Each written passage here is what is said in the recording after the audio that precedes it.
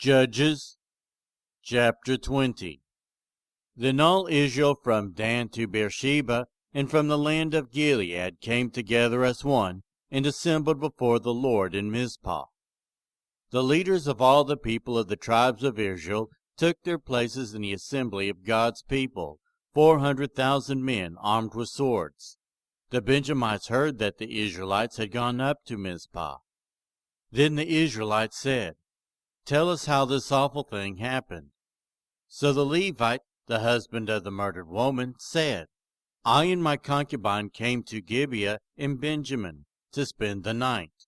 During the night, the men of Gibeah came to me and surrounded the house, intending to kill me.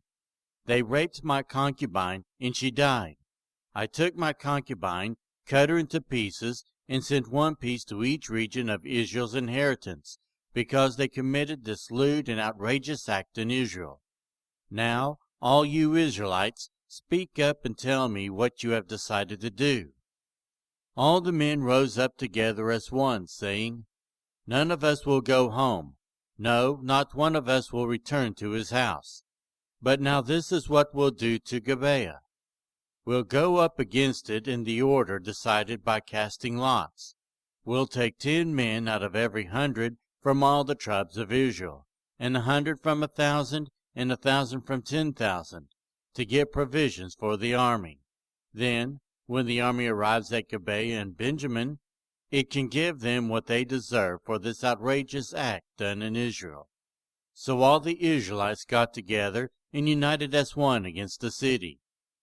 The tribes of Israel sent messengers throughout the tribe of Benjamin, saying, "What about this awful crime that was committed among you?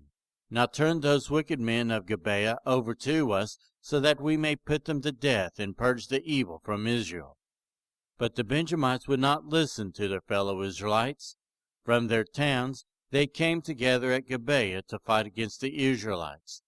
At once the Benjamites mobilized 26,000 swordsmen from their towns, in addition to 700 able young men from those living in Gibeah. Among all these soldiers there were 700 select troops who were left-handed, each of whom could sling a stone at a hair and not miss. Israel, apart from Benjamin, mustered 400,000 swordsmen, all of them fit for battle. The Israelites went up to Bethel and inquired of God. They said, "Who of us is to go up first to fight against the Benjamites?" The Lord replied, "Judah shall go first." The next morning the Israelites got up and pitched camp near Gibeah. The Israelites went out to fight the Benjamites and took up battle positions against them at Gibeah. The Benjamites came out of Gibeah and cut down 22,000 Israelites on the battlefield that day. But the Israelites encouraged one another and again took up their positions where they had stationed themselves the first day. The Israelites went up and wept before the Lord until evening, and they inquired of the Lord. They said, "Shall we go up again to fight against the Benjamites, our fellow Israelites?" The Lord answered, "Go up against them." Then the Israelites drew near to Benjamin the second day. This time, when the Benjamites came out from Gibeah to oppose them, they cut down another 18,000 Israelites, all of them armed with swords. Then all the Israelites, the whole army, went up to Bethel, and there they sat weeping before the Lord. They fasted that day until evening, and presented burnt offerings and fellowship offerings to the Lord. And the Israelites inquired of the Lord. In those days the ark of the covenant of God was there, with Phinehas son of Eleazar, the son of Aaron, ministering before it. They asked, "Shall we go up again to fight against the Benjamites, our fellow Israelites, or not?"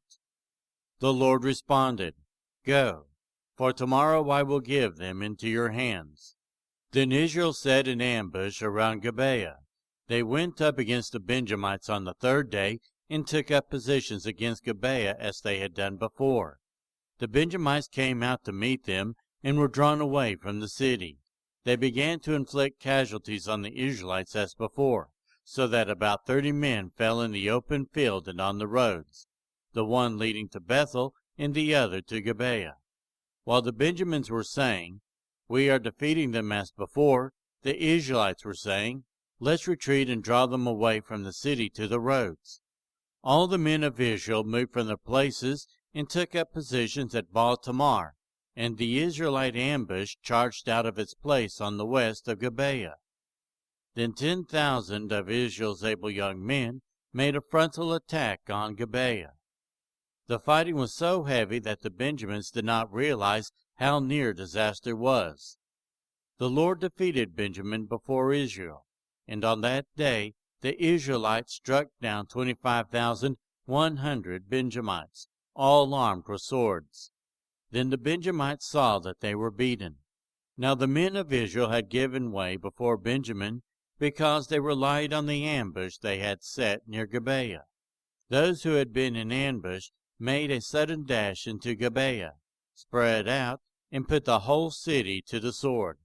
The Israelites had arranged with the ambush that they should send up a great cloud of smoke from the city, and then the Israelites would counterattack. The Benjamites had begun to inflict casualties on the Israelites, about 30, and they said, "We are defeating them as in the first battle." But when the column of smoke began to rise from the city, the Benjamites turned and saw the whole city going up in smoke.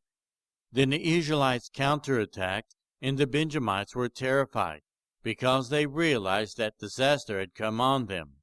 So they fled before the Israelites in the direction of the wilderness, but they could not escape the battle. And the Israelites who came out of the towns cut them down there. They surrounded the Benjamites, chased them, and easily overran them in the vicinity of Gibeah on the east. 18,000 Benjamites fell, all of them valiant fighters. As they turned and fled toward the wilderness to the rock of Rimmon, the Israelites cut down 5,000 men along the roads. They kept pressing after the Benjamites as far as Gidom, and struck down 2,000 more. On that day 25,000 Benjamite swordsmen fell, all of them valiant fighters. But 600 of them turned and fled into the wilderness to the rock of Rimmon, where they stayed 4 months. The men of Israel went back to Benjamin and put all the towns to the sword, including the animals and everything else they found. All the towns they came across they set on fire.